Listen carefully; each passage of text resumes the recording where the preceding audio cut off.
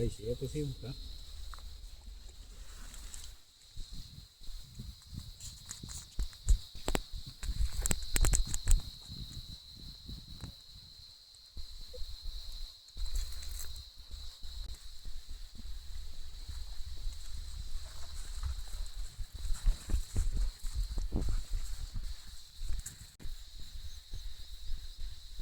દાદા હા આપણે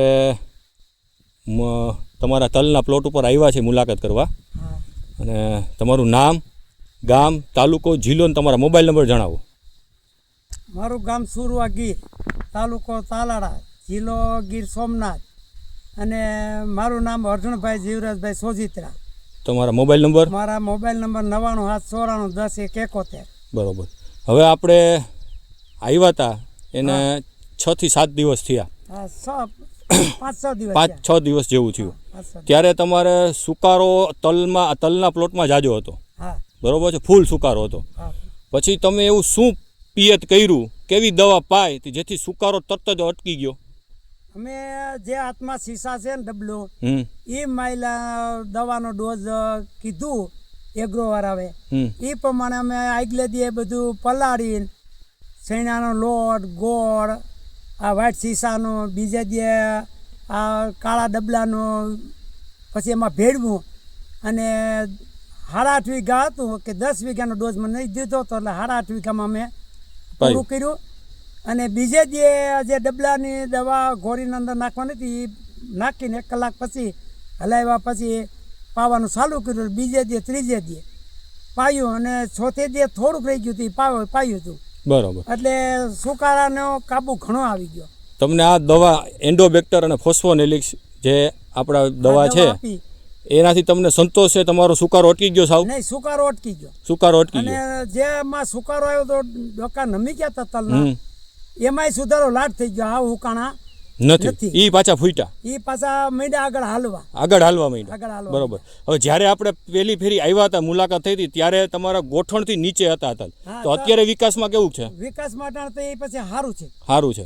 અને તમે કંઈક મને હમણાં કે જણાવતા હતા કે જ્યાં હું પિયત કરતો હતો એ ડોલમાં કૂચો આવી ગયો હતો અને એટલા તલ જ્યાં પિયત નથી આ દવા ત્યાં હજી હુકાય જ છે, તો એ કઈ જગ્યાએ? ચાલુ છે ત્યાં હુકારો ચાલુ છે. જ્યાં આપણે ત્યાં દવા ડોલમાં કચરો આવી ગયો બંધ થઈ ગયો, નળમાં કચરો આવી ગયો તો નળ થઈ ગયો તો બંધ. બરોબર. નાકો વારવા આવ્યા નીકે, કારણ કે નીકેથી પછી પછાટે આપણે પાણી હાલતું જોવા જવું પડે.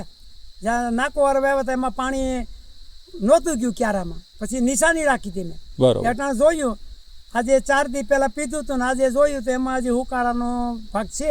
બરોબર. ઓલો બીજું બધું સારું થઈ ગયું. ટૂંકમાં જ્યાં દવા નથી ગઈ ત્યાં હુકારો છે. હા, ત્યાં હુકારો છે. જ્યાં દવા ગઈ છે ત્યાં હુકારો નથી.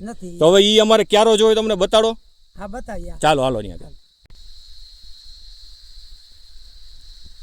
આ ક્યારામાં પાણી ટાંકીમાં નાખતા હતા ને ભેગી દ્રાવણ કર્યું હતું એ નાખતા હતા.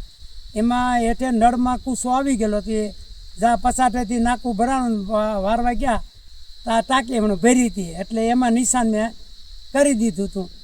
નિશાન પ્રમાણે એમાં હજી હુકારો ચાલુ છે, બીજે રેડી. બરોબર. તમારો કહેવાનો મતલબ છે ટાંકીમાં કચરો આવી ગયો અને ટાંકીમાંથી દ્રાવણ દવાવાળું ના ગયું એટલે એટલો અધૂરો ક્યારો બાકી રહી ગયો, ત્યાં હુકારો છે. તો આ બધો હુકારો દવા નથી પહોંચી એનો છે? બરોબર છે, સરસ. લ્યો, તો કહેવાનો મતલબ અડધા ક્યારામાં દવા પહોંચી ને અડધામાં નથી પહોંચી. બરોબર, સરસ સરસ. જો ખેડૂત મિત્રો જોવો છો, આ કુદરતી રીતે બાપાથી ડોલમાં કચરો આવી ગયો છે અને ત્યાં આપણા દવા પહોંચી નથી, તો ત્યાં સુકારો છે, બાકી બીજે ક્યાંય સુકારો છે નહીં. તો આવું સરસ મજાનું રિઝલ્ટ છે. વાપરો અને ઉત્પાદન વધો.